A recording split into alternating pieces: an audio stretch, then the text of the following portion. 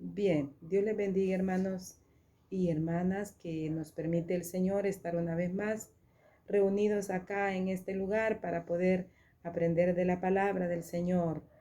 Vamos a orarle al Señor y le vamos a decir: amado Dios, en esta mañana, gracias te damos, Padre eterno, porque nos permites la oportunidad de haber amanecido un día más sobre la faz de la tierra para alabanza de tu gloria, para que nuestros labios puedan alabarte y glorificarte, Padre amado. Te pedimos que tu Espíritu Santo descienda sobre nuestra mente y nuestros labios para poder aprender y expresar de tu palabra bendita. Bendice la vida de cada hermano y cada hermana que estamos juntos aquí, Señor, para aprender de tu santa palabra. Te pedimos todo en el nombre de Jesús. Amén. Bien, mis queridos hermanos, pues esta clase está muy llena de conocimiento para nosotros, primeramente para mí y también para ustedes. Pues vienen temas muy importantes, como les decía en las clases pasadas. El Señor va camino a Jerusalén. Ya ha terminado su ministerio. Son las últimas parábolas en las cuales Él expresa sus enseñanzas a los que le seguían. Y ya nos quedan pocas, hermanos, parábolas, solamente algunas nada más: el joven rico, Jesús ama a los niños, la viuda y el juez injusto. Pero vamos a hacer cortos, quizás en explicación, más que todo solo la lectura, porque este capítulo de Lucas 18 es extenso, hermanos. Y también vamos a estudiar a Juan 11. Busquen en sus Biblias. Primeramente vamos a buscar Lucas capítulo 18, versículo 1, del 1 al 8. Vamos a leer en el nombre del Señor su palabra como está escrita en el capítulo 18, y dice: también les refirió Jesús una parábola sobre la necesidad de orar siempre y no desmayar, diciendo: había en una ciudad un juez que ni temía a Dios ni respetaba a hombre. Había también en aquella ciudad una viuda, la cual venía a él diciendo: hazme justicia de mi adversario. Y él no quiso por algún tiempo, pero después de esto dijo dentro de sí: aunque ni temo a Dios ni tengo respeto a hombre, sin embargo, porque esta viuda no me venga a molestarme, le haré justicia, no sea que viniendo de continuo me agote la paciencia. Y dijo el Señor: ¿oíd lo que dijo el juez injusto? ¿Acaso Dios no hará justicia a sus escogidos que claman a él día y noche? ¿Se tardará en responder? Os digo que pronto les hará justicia. Pero cuando venga el Hijo del Hombre, ¿hallará fe en la tierra? Esta parábola, mis queridos hermanos, el Señor se las estaba ilustrando de esta forma, poniéndoles el ejemplo del juez injusto, para que se fortaleciera, para que en aquel tiempo a sus discípulos el deseo de orar. Y ahora para nosotros, ¿verdad? La enseñanza también para nosotros, principalmente, que tenemos esta joya de evangelios en nuestras manos para poder aprender, hermanos. El Señor Jesucristo les estaba hablando y poniéndoles un ejemplo de un juez terrenal, de un juez injusto, como lo suelen ser la mayoría, ¿verdad? Porque en esta tierra no hay justicia, sino que las leyes están puestas, pero los jueces no las cumplen, ¿verdad? Son pocos los que se apegan a ella. Por eso dice, les pone esta parábola del juez injusto, para que no dejemos de suplicar y de pedir. Dice, amados hermanos, que este juez no tenía temor a Dios ni respetaba a hombre, era sin temor. Y aún así, para que la viuda lo fastidió tanto con llegar y hazme justicia con mi adversario, hazme justicia con mi adversario, para que no venga, dijo, y me siga molestando, fastidiándome con sus súplicas, le haré justicia. Eso fue lo que hizo el juez injusto. Cuánto más, dice el Señor Jesús, vuestro Padre que es justo, ¿no irá desde los cielos, dice? Y responderá a lo que sus escogidos le piden? Sí, amados hermanos, pero aquí nos enfatiza que debemos de orar persistentemente por lo que nosotros necesitamos y queremos del Señor, que no desmayemos, que sigamos pidiendo por lo que el Señor nos ha prometido o lo que estamos esperando. Esa es, amados hermanos, el objetivo de la parábola del juez injusto. Dios no es injusto, Él nos escucha por compasión. A los que sufren, Él responde porque Él es justo. Insistentemente tenemos que venir de rodillas o venir a suplicar de la manera que nosotros podamos hacerlo para poder alcanzar y ser oídos, porque si Él se tarda, pero va a llegar. Si se tarda un poco en cumplir lo que nosotros pedimos, pero Él responderá porque Él es justo. El juez justo lo llama su palabra. Así es, amados hermanos. Luego sigue también la parábola de allí mismo en el capítulo Lucas 18, pero ya en el versículo 18:9, perdón, donde va el fariseo y el publicano al templo. Lea por favor, no se quede solo que yo estoy leyendo, no, lea, tome su Biblia y léala. Dice: 2 hombres subieron al templo a orar, uno era fariseo y el otro publicano. El fariseo, puesto en pie, oraba consigo mismo de esta manera: Dios, te doy gracias porque no soy como los otros hombres, ladrones, injustos, adúlteros, ni aun como este publicano. Ayuno 2 veces a la semana, doy diezmos de todo lo que gano.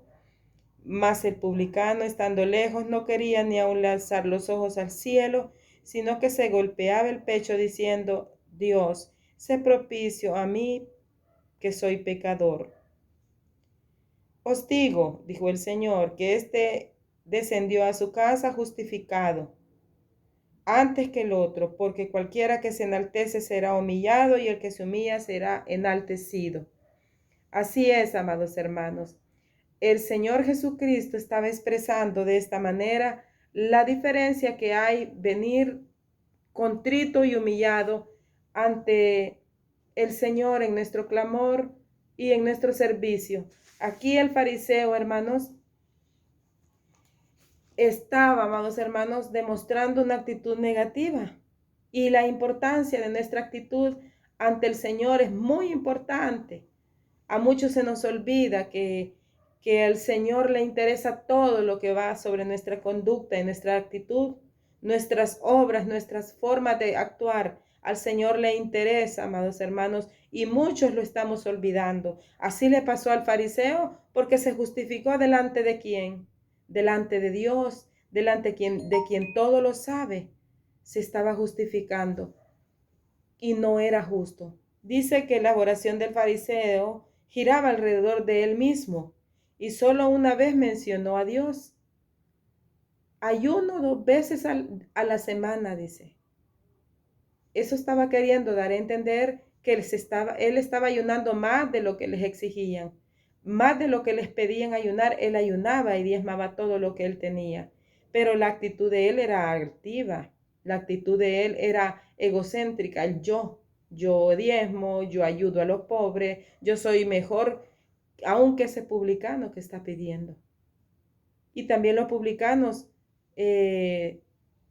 tenían, hermanos, también era una secta, ¿verdad? Era un comité diferente a los fariseos, porque los fariseos se creían justos por la ley.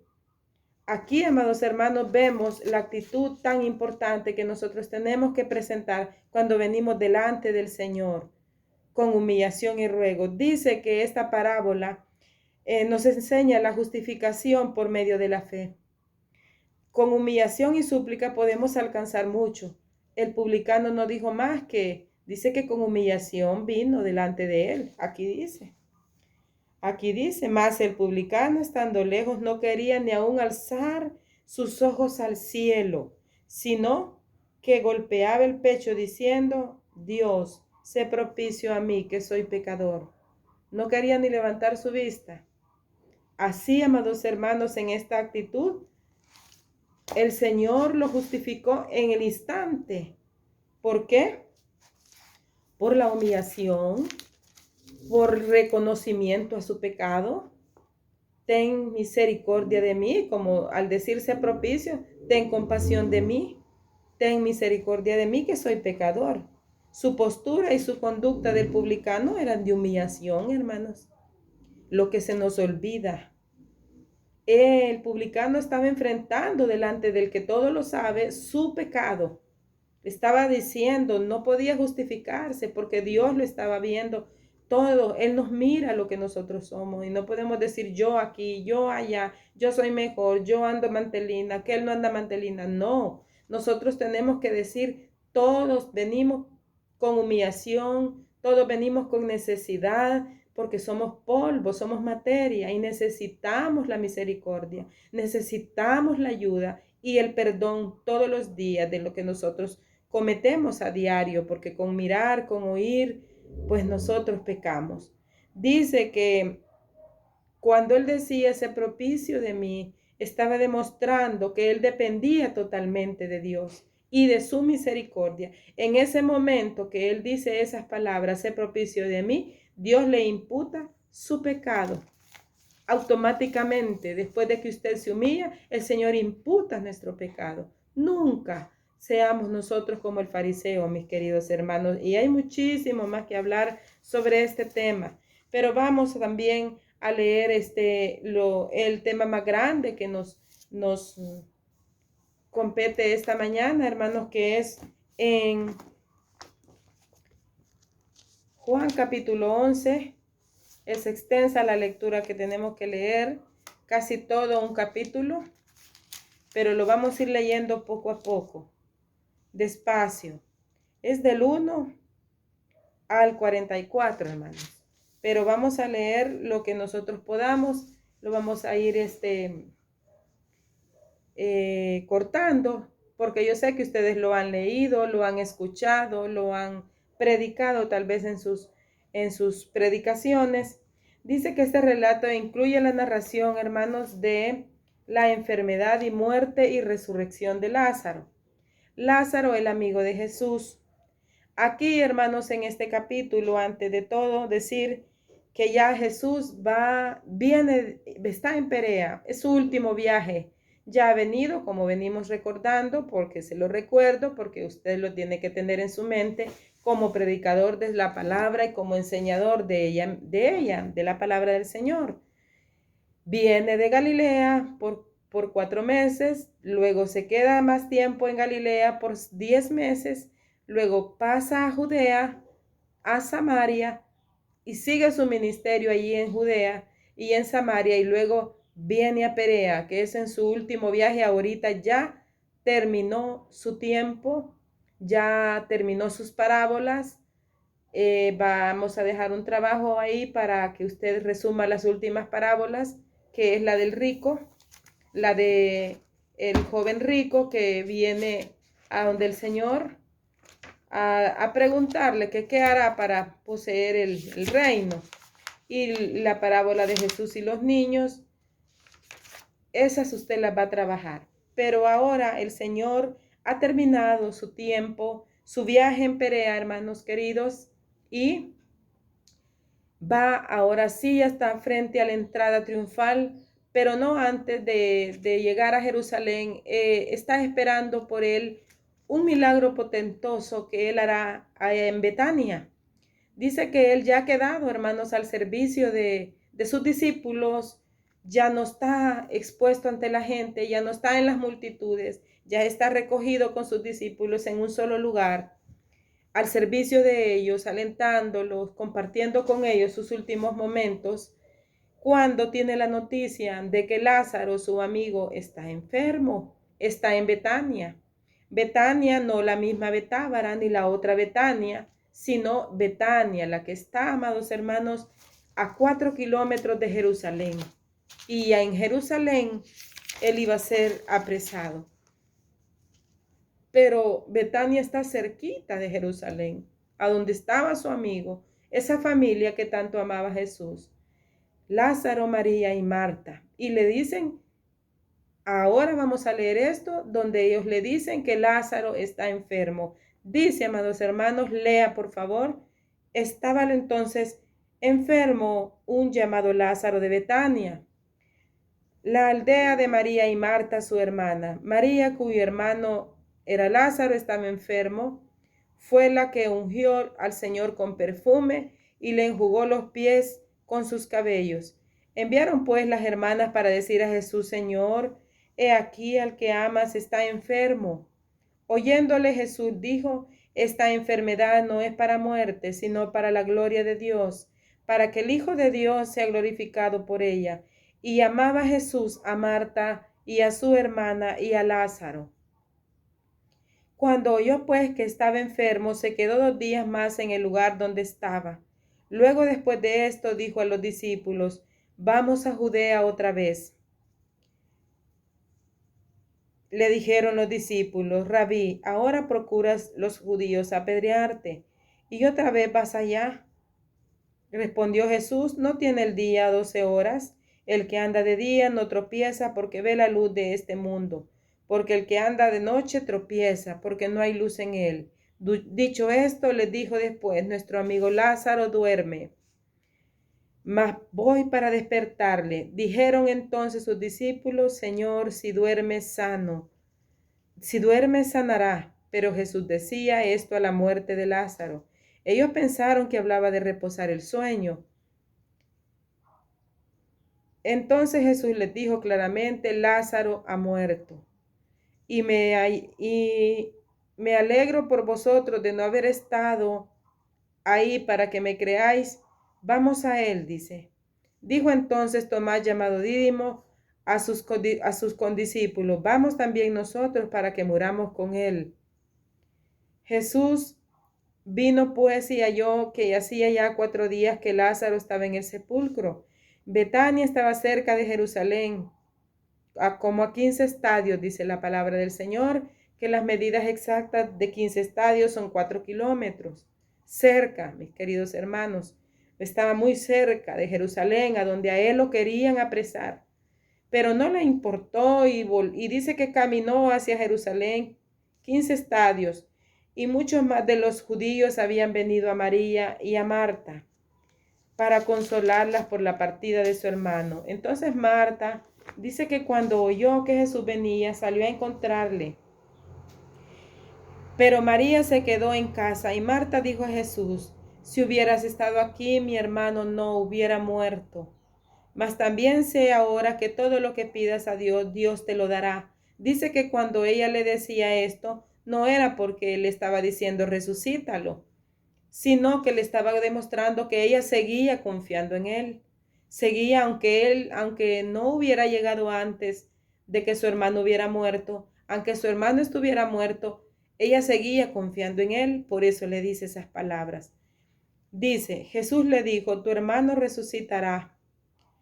Marta le dijo: yo sé que resucitará en la resurrección de los justos en el día postrero. Y le dijo Jesús, aquí es una vez más cuando Jesús se proclama el yo, y dice el yo, que pocas veces lo dijo en su ministerio, pero es una vez más donde dice: yo soy la resurrección y la vida.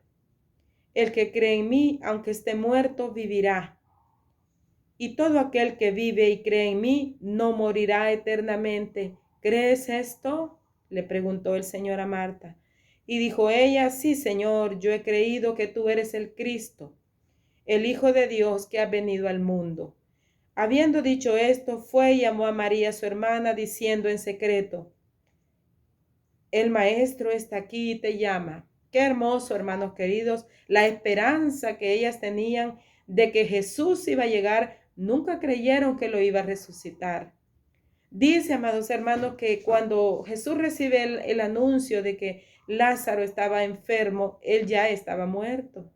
Y Jesús lo sabía. Tenía un conocimiento sobrenatural de que Lázaro ya había muerto. Pero dice que la tardanza que él tuvo para llegar a Betania no fue por sus ocupaciones, no, porque él ya estaba solo con sus discípulos, ya no estaba al servicio de la gente, ya no estaba haciendo milagros, ya no estaba allá en el grupo cerca del mar de Galilea, ya no, él estaba recogido con sus discípulos. Él había tenido el tiempo, podía haber tenido el tiempo de haber llegado al momento que le hablaron y le dijeron, Lázaro está enfermo, Lázaro está grave en nuestras palabras, Lázaro está agonizando. Me imagino que hubieran sido nuestras palabras en ese tiempo.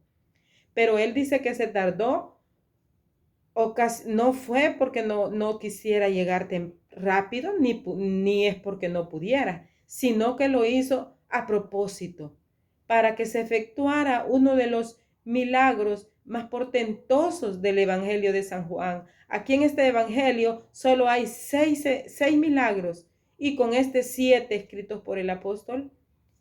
Este fue el más portentoso, porque ninguno de estos cuando el Señor resucitó al hijo de la viuda de Naín en Lucas 7, ahí vemos el evento cuando Jesús resucita al hijo de la viuda de Naín. Y también vemos a la resurrección de la hija de Jairo. Estos muertos acababan de morir. Inmediatamente de que murieron, ellos acababan de morir cuando Jesús los resucitó. Hacía poco. Pero Lázaro, este milagro era sobresaliente y era portentoso, porque Lázaro tenía ya 2 días, 4 días había sido que había fallecido.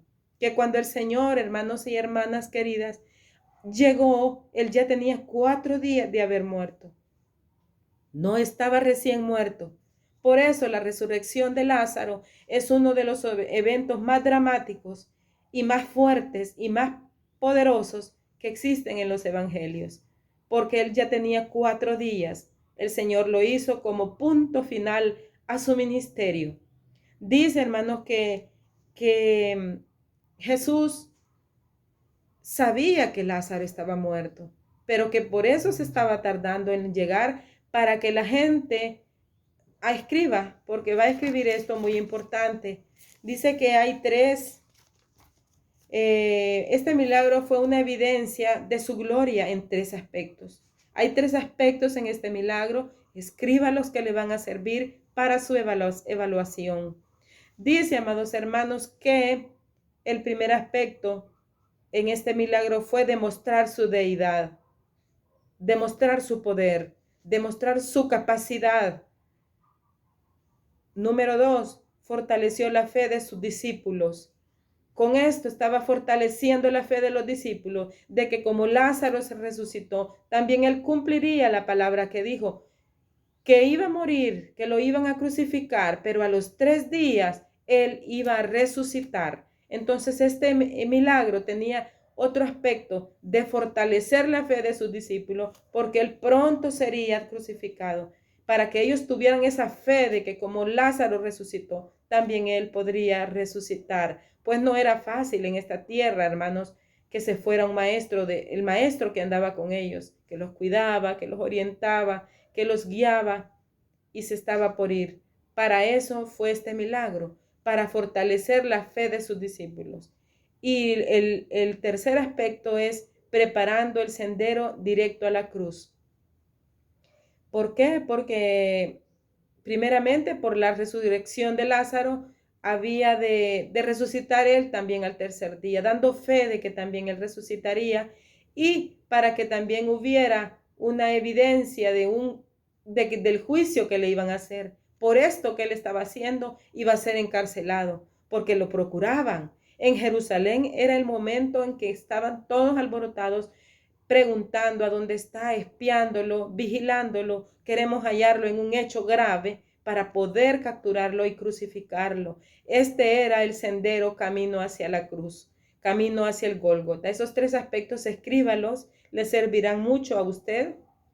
Dice que la resurrección de Lázaro es una de las más dramáticas de los evangelios. Fuerte, porque vemos al Maestro, a nuestro amado Salvador, al dueño del mundo y hacedor de todas las cosas, llorar. Solo lloró 2 veces, como ya se los he mencionado. Lloró 2 veces el Señor Jesús en su tiempo sobre la tierra. Cuando lloró sobre Jerusalén y cuando lloró por Lázaro. Sigamos leyendo, hermanos. Dice, María, cuando llegó a donde estaba Jesús, al verle, dice, Estaban con ella los judíos, dice, consolándola. Cuando vieron que María se había levantado de prisa y había salido, la siguieron diciendo, al sepulcro va a llorar. María, cuando llegó a donde estaba Jesús, al verle, se postró a sus pies diciéndole, Señor, si hubieras estado aquí, no hubiera muerto mi hermano. Jesús entonces, al verla llorando, a los judíos que la acompañaban también llorando, se estremeció en espíritu y se conmovió. Y dijo, ¿dónde le pusiste? Le dijeron, Señor, ven y ve. Jesús dice que también lloró. En ese momento el Señor se estremeció y también lloró. Dijeron los judíos, mirad cómo le amaba. Algunos de ellos dijeron, ¿no podía este que abrió los ojos al ciego haber hecho también que Lázaro no muriera? Dice, amados hermanos, que en ese tiempo los judíos tenían una costumbre oral de que cuando una persona moría, ellos contrataban a personas para que lamentaran el deceso, el luto. Mínimo las familias pobres tenían un flautista y uno para lamentar su muerto.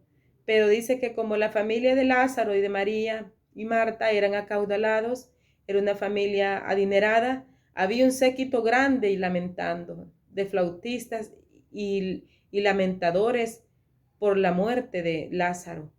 Entonces, cuando vio Jesús que estos lloraban pues dice que estos estaban contratados y acostumbraban llorar, gritar, lamentar con gritos la muerte, ¿verdad? Pero cuando él vio esto y vio que María y Marta lloraban, también él lloró. Es una escena, hermano, que con imaginarla nuestros corazones se compungen al ver a aquel gran maestro, nuestro amado Dios, nuestro amado Jesús, que venía de hacer tantos milagros, de convertir el agua en vino, de sanar leprosos, de levantar paralíticos. Estaba llorando porque Lázaro estaba muerto. Dice, amados hermanos, que los sepulcros de los judíos en ese tiempo eran en cuevas rocosas. En las cuevas excavaban hoyos con poca desnivel, donde colocaban los cadáveres de sus seres queridos. Y dice que cuando ellos eran sepultados, los sepultaban, no los embalsamaban. No tenían la costumbre los judíos de embalsamar, solamente les ponían especias aromáticas, que era en cada lienzo y en cada vuelta una especia para opacar un poco el hedor de los cadáveres en descomposición. Por eso es que Lázaro ya estaba bastante avanzado en su descomposición rápida tenía, porque no embalsamaban, solo ponían especias aromáticas. Por eso dice que también no los envolvían como los egipcios, que eran como momia, ¿verdad? Bien apretada la venda y todo el cuerpo de pies a cabeza. Ellos no, ellos vendaban flojas sus vendas para poder llegar y ponerle más especias aromáticas y hasta el cuello. De la cabeza quedaba aparte, su sudario con que lo envolvían era aparte, no era junto con de pies a cabeza, sino que era hasta los hombros y luego envolvían aparte su cabeza. Por eso Lázaro pudo levantarse con facilidad, porque sus vendas estaban flojas. Así acostumbraban los judíos sepultar. Dice que el sepulcro, o decir, el cementerio, estaba cerca, enfrente de la aldea de Betania. Estaba el sepulcro donde Lázaro había sido puesto. Dice que en ese tiempo, como eran cuevas rocosas, acostumbraban taparla con una piedra. Cuando sepultaban lo cubrían o lo tapaban con una piedra de gigante, grande, o con muchas, pero buscaban piedras grandes para poder cubrir la puerta del sepulcro, la entrada del sepulcro, para evitar que animales, bestias salvajes entraran y despedazaran los cadáveres, o algunos violadores de tumbas, como son gente violenta, gente de la calle llegara y pudiera entrar a profanar las tumbas. Así es que por eso era cubierto con una piedra el sepulcro. Amados hermanos, evento es tan grandioso en las Escrituras y en nuestros corazones que cuando lo oímos siempre deja un impacto en nuestros corazones, en nuestras mentes, cuando lo oímos expresarlo de nuestros santos hermanos en la congregación. Dice, mis queridos hermanos y hermanas, que Jesús, profundamente conmovido, en el 38 vamos leyendo, vino al sepulcro. Era una cueva y tenía una piedra puesta encima. Dijo Jesús: quitad la piedra. Marta, la hermana del que había muerto, le dijo: Señor, hiede ya, porque de 4 días. Jesús le dijo: ¿no te he dicho que si crees verás la gloria de Dios? Entonces quitaron la piedra de donde había sido puesto el muerto, y Jesús, alzando los ojos a lo alto, dijo: Padre, gracias te doy por haberme oído. Yo sabía que siempre me oyes, pero lo dije por causa de la multitud que está alrededor, para que crean que tú me has enviado. Y habiendo dicho esto, clamó a gran voz: Lázaro, ven fuera. Y el que había muerto salió, atadas las manos y los pies con vendas, y el rostro envuelto en un sudario.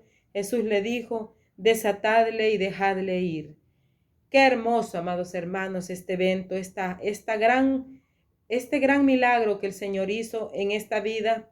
Dice que estas personas que Jesús resucitó volvieron a morir, hermanos, con el tiempo, porque Él tenía que ser el único que resucitaría y seguiría viviendo. Tenía que ser el primero de la resurrección.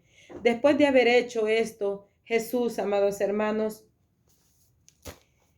los fariseos y los que le acusaban se encendieron en furor y fueron los curiosos y contaron al Sanedrín lo que Jesús había hecho, de levantar a Lázaro de los muertos. Entonces ellos dijeron: esto no es real, esto se trata de una catalepsia, esto pasó no porque Jesús tenga poder, sino que Él vino y profanó la tumba.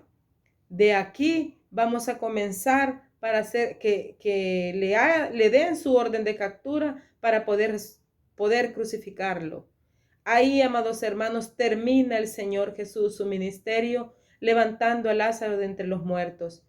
Pero siempre los hostigadores y los fariseos, los que lo odiaban al Señor, dijeron: se trata de una catalepsia. Esa es una palabra griega que se trata, amados hermanos, de un trastorno del sistema nervioso que paraliza el movimiento voluntario e involuntario de los músculos y de los huesos.